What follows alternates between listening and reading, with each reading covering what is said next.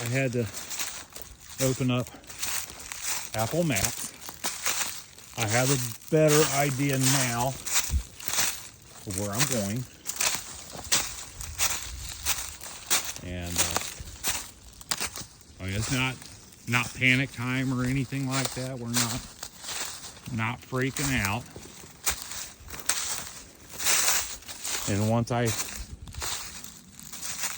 get back towards the path, or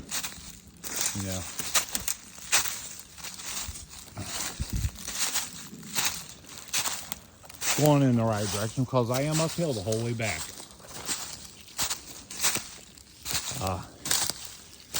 That was a primitive cemetery that I just left. There was a headstone, a good headstone, from 1918. And that was a birth year and the death year. And I don't think, actually I know, that wasn't all that uncommon. Sadly.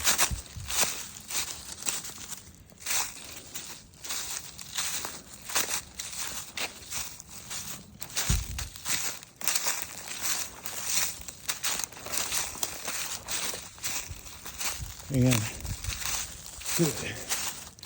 let me tell you how much this property has changed over the years, because there was a funeral there, or there was a burial there.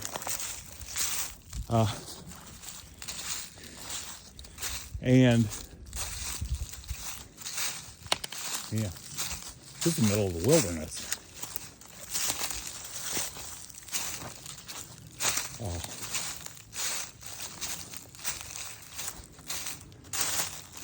That might be a little bit dramatic,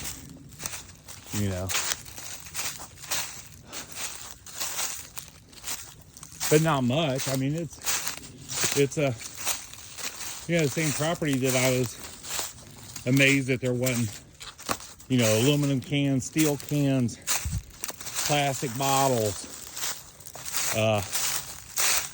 really no evidence of the outside world coming in contact with it, until I saw a guy going by on his mini bike,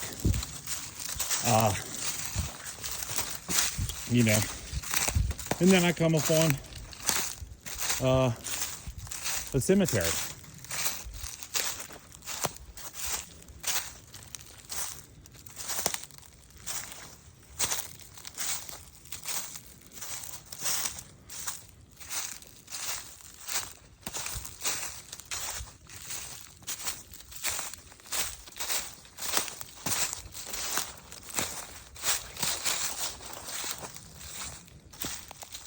Okay.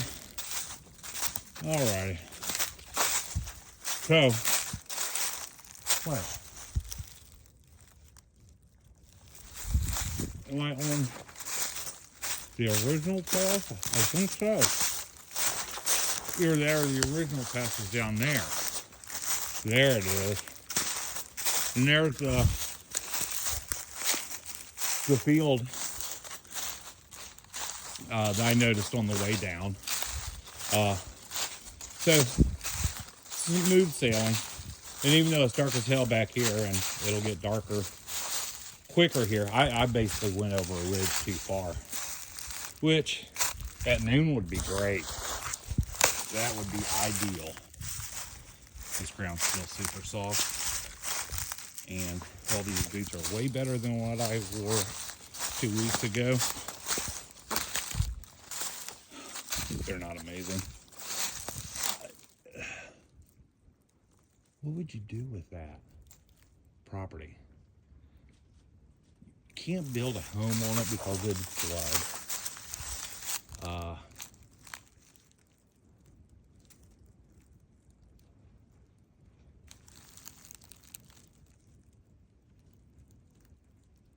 I hear something moving around.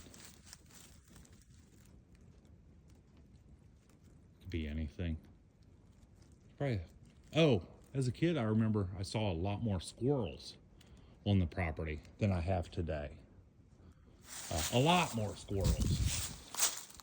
As a matter of fact, I think that was a regular diet for Grandpa and his family. Now, what I was told is the cabin up there, a couple feet off the road, was the cabin my grandpa grew up in. I have no reason to think otherwise. Except it was damn small. Damn small. There's something from the outside world down there.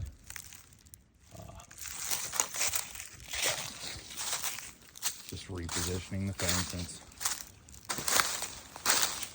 my sorry ass did get my selfie stick ready. I still got my deer antlers. Although I can't, it's not staying in my back pocket. It keeps working its way out.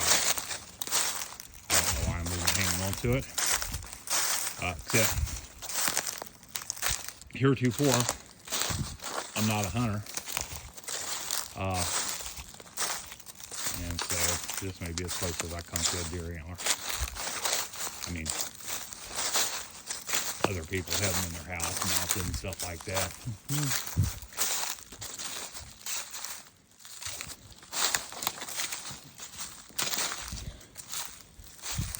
Yeah, super cool. Oh, I know what you would do with that kind of property. No, never mind. The plant exchange. You got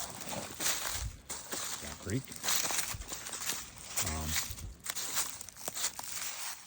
I think the sun would break through once in a while.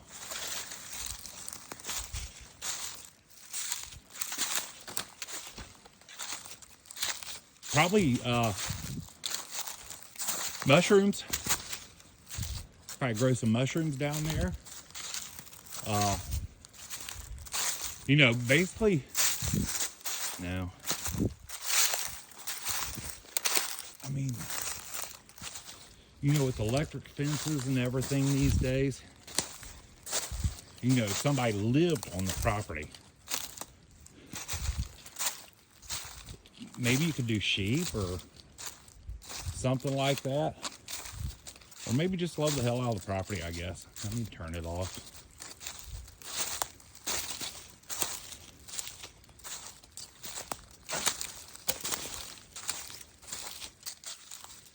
Can't remember whose video it was I saw a week ago. Oh, it was the guy who markets Kentucky properties, really nice Kentucky properties to you know, to people looking for something. You know, usually it's a 60-acre property for $700,000 with, you know, a gorgeous home on it and all that. And he was looking at a property. It was a originally Kentucky kid.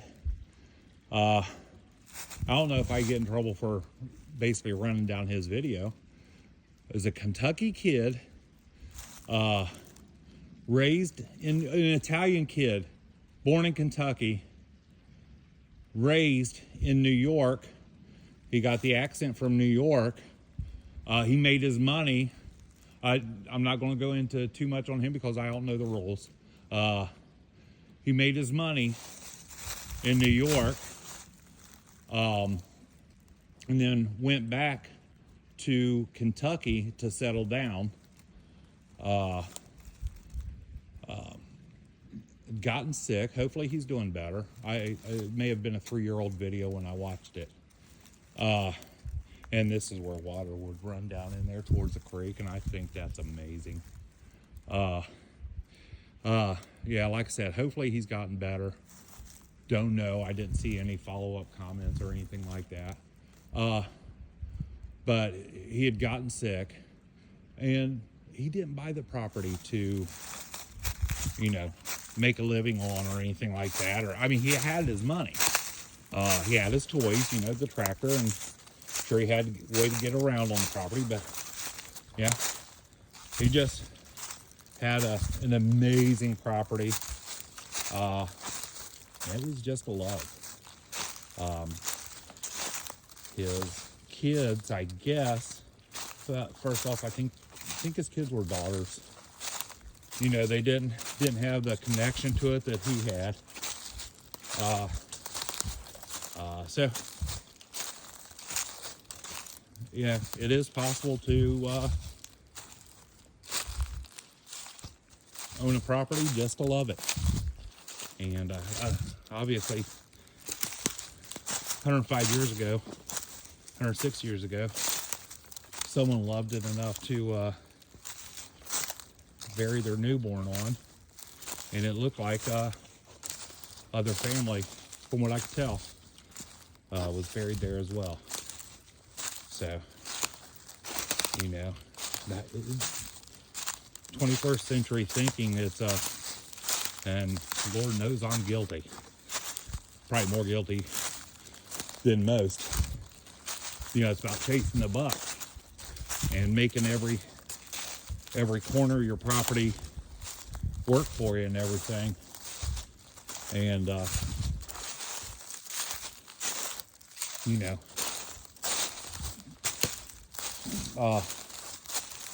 doesn't have to be that way, and maybe I'm just not smart enough to see potential also. But you know, assume worst case, assume there is not real potential, since nobody smokes Marlboro anymore. And I'm not going to consider that, you know, trail riding is, you know, a gorgeous property's full potential. I wouldn't have considered that when I was 20 years old, and I really don't. I mean, it's fine. You know, you need, I guess, if you're into that, which I could have been as a younger guy, it's fine that you want a place to ride your toys. Not a problem. You know, I just don't subscribe to that should be a place's full potential. I think, and I could be wrong, but I think there's more.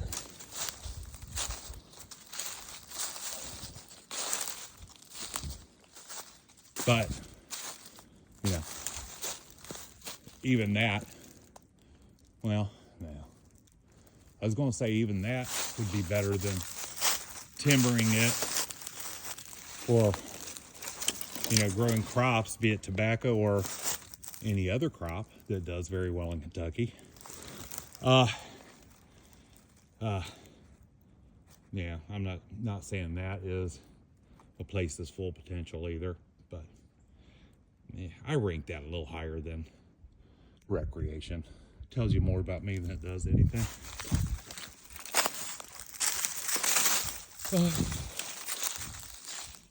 Maybe it just tells you that I've never sprung the 20 grand or so on a badass quad or ATV. That may be all it tells you.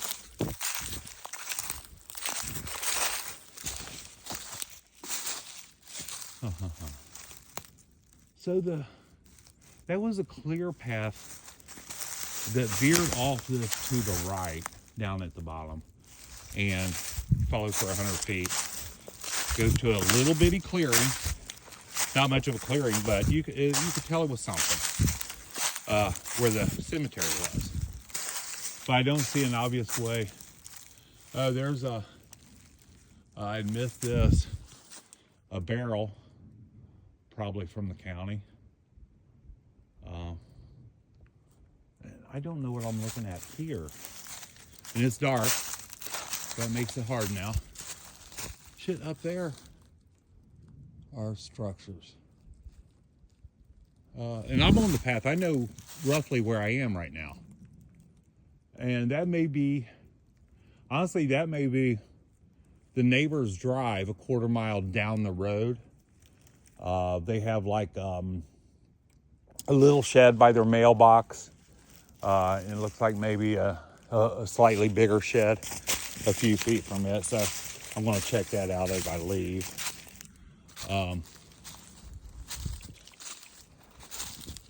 I think I could probably discover things back here for a lifetime. Yeah. Eventually, I would want to see more animals, living animals, some turkey and deer.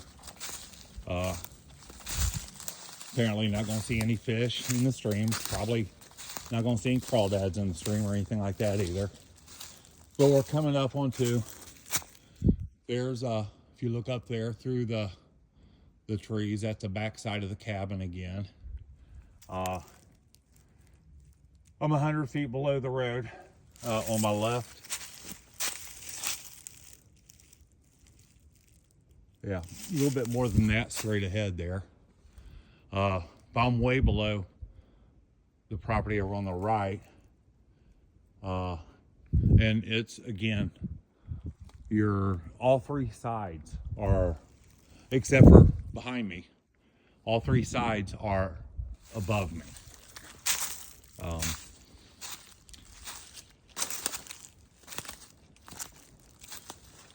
It's beautiful. And it's getting dark, so really I had to break out the, this is again coming down where I had to abort first time, and I went off through the woods and found some rocks that had broken off, big rocks.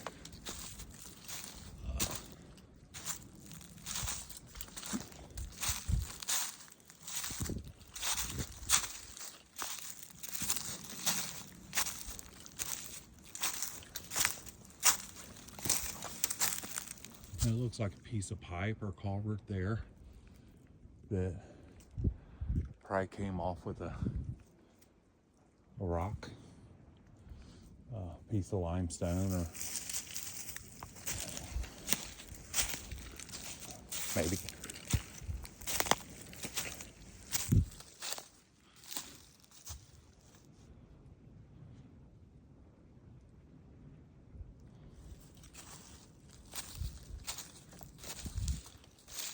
Oh, what I was looking at thinking it was the shed. That's not the shed. I don't think. No, it's not. So that has to be something across the street.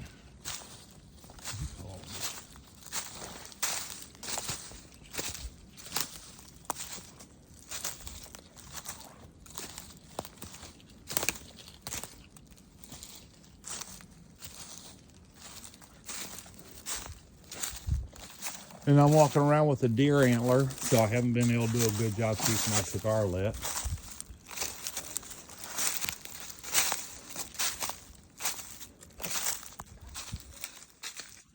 Got a little darker.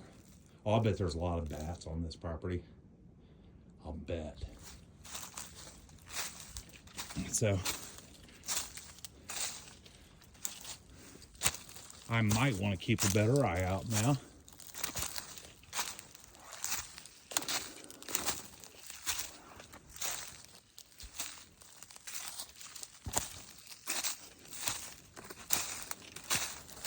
And I'd be lying if I said my legs weren't tired and a little sore.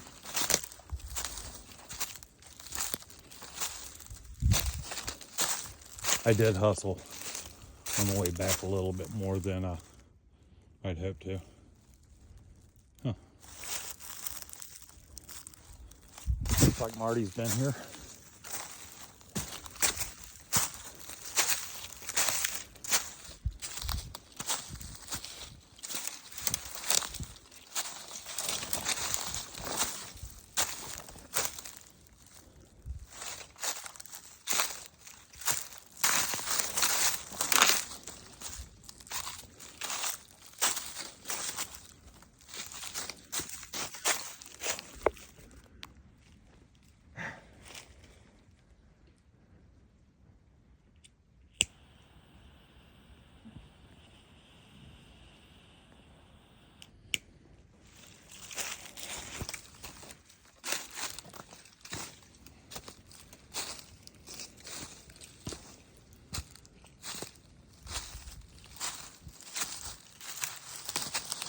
That is definitely heavy breathing you hear.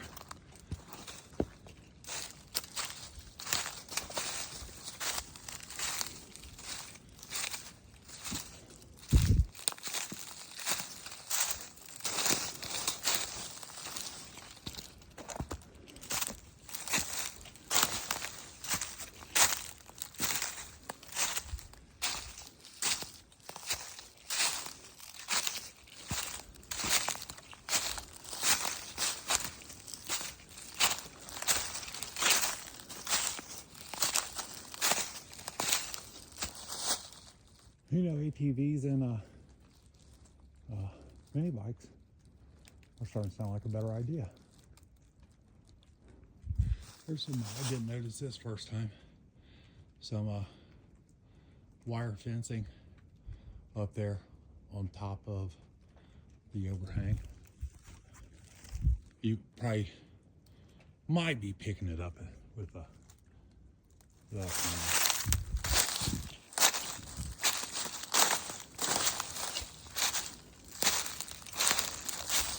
this is where I went off the path. Now, just because there weren't any bears in there on my way down, that does automatically mean they wouldn't be in there now, right? Isn't that right? That's how this works, right?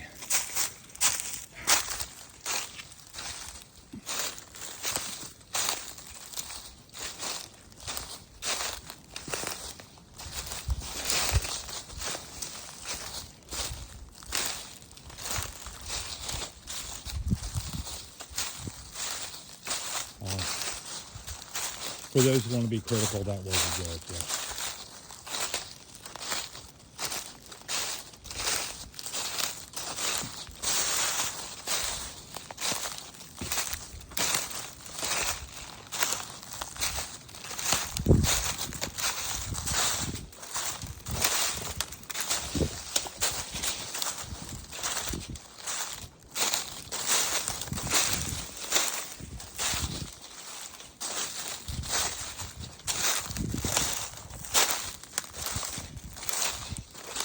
Well, I love how it's time to go on the other side. So basically, where I was a couple weeks ago, and then proceed on past there, because really that's where the steepest drop off is. You know, I'm sure there's lots to discover there.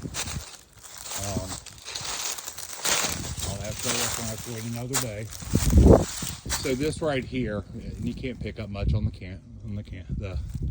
phone in the dark. That's where the trailer. Nope. Doesn't make sense. Wait. Yeah, it has to be where the trailer sat. I don't know how you get on the path. I mean, there's a flattish piece of land here too, that maybe that's where the vehicle came around. Hop on the path, I'm not sure. I'll see how it does that though. So,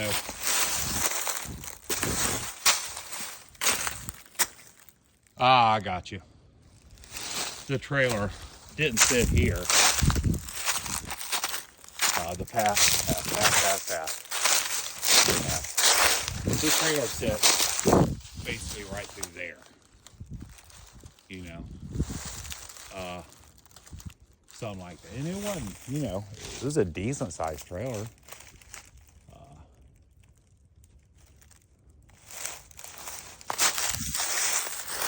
I think for now I'm done recording.